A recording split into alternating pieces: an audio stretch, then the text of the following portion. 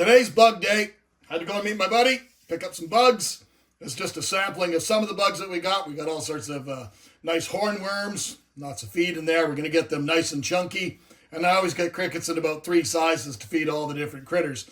But I got picked up a few things that I wasn't expecting to pick up today.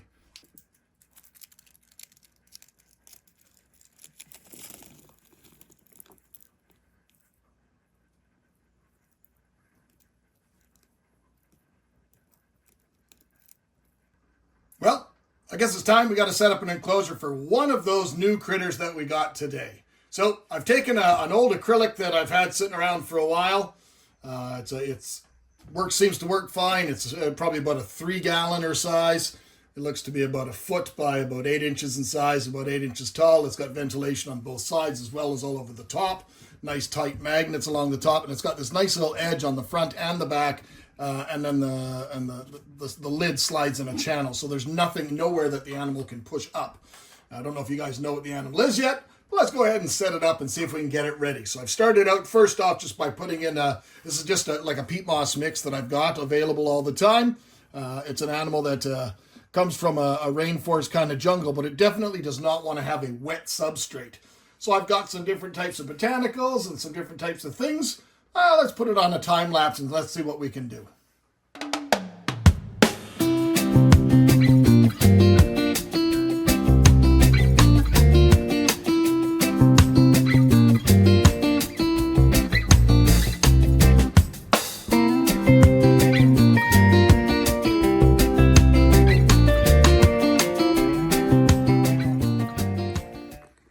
All right, well, I'm pretty pleased with that. I don't know if anybody's looking, but, so these are just all sorts of different type of botanicals. I don't know, I think it's a coconut flower or something like that or something. This is just a piece of an oak branch just off my property, some pieces of cork bark. And I absolutely love these tiny little leaves. I just think for smaller enclosures, they really, really kind of give it a nice little punch. And they are tamarind leaves.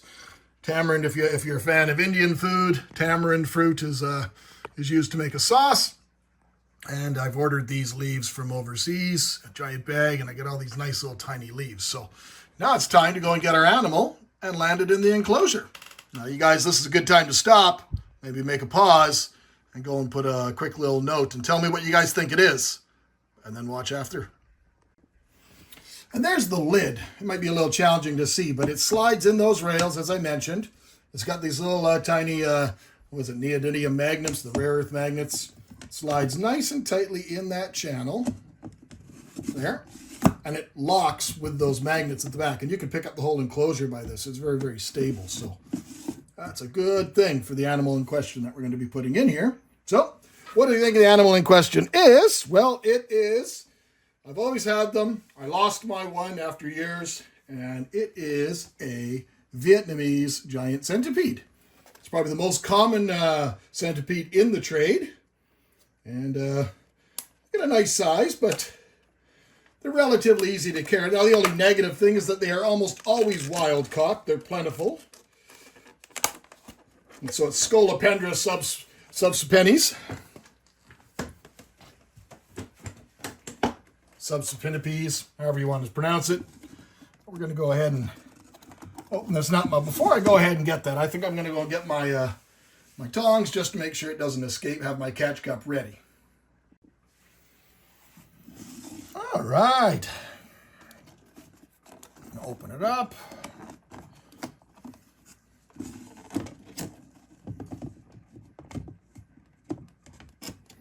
Make sure our lid is good to go. I hate when they go and do these, but these are little hydration cubes. Well, that was freaking easy. No, wrong way.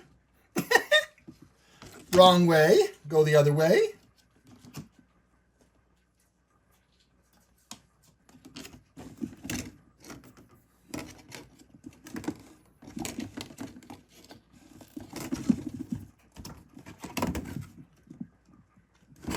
Nope, not at all what we wanted to happen. So we are going to grab you with the tongs, because that's not at all what we wanted to happen. Would you stay in the enclosure, please?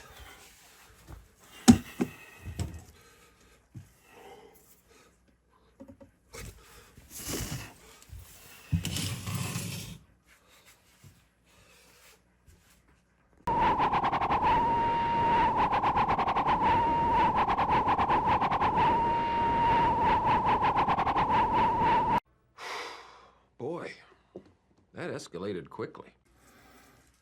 Well, some of you are probably wondering why all of a sudden the video just kind of ended. Well, I left some of the footage there so you guys kind of saw what happened, and he escaped. And this centipede has been loose in the house now for about a week and a half. But did you die? My daughter lives downstairs.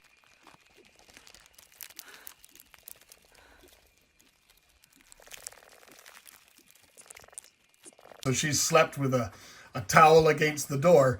But I was just doing some water changes on the fish tanks, and look who emerged from my sump pit looking for water. So we finally found him, and now we can hopefully put him back in his cage. All right, so his adventure is over. Yeah, that's right. I dropped you right in. It seems to be absolutely no worse for wear. We'll let him settle in for a day or two, and then we're going to offer him something like a nice big juicy roach or a silkworm or something. So, let us know in the comments what you guys thought about this incredible rehouse. And let me know what you think you would do if you had a giant centipede loose in your house. Would it mean you'd have to move? Would you have to burn it to the ground? Let me know in the comments, my friends. Well, decided to come down to a quick little wellness check on him the next day. And as you can see, our beautiful little centipede, he's no worse for wear. He's out and about. I tried offering him a nice little soft belly roach, a discoid roach that had just in the period of molting, so it was nice and soft and white, but it really didn't show any interest in that whatsoever. So I think we're just going to kind of leave him alone. And he's going to cruise around there, and he'll probably find his way back into his little tunnel here at the back. I'm sorry to bug you. We just wanted to make sure you were okay. And there you go. You can go into your nice little hide there. It's all ready for you. And we'll try you again in a few days. The adventure continues.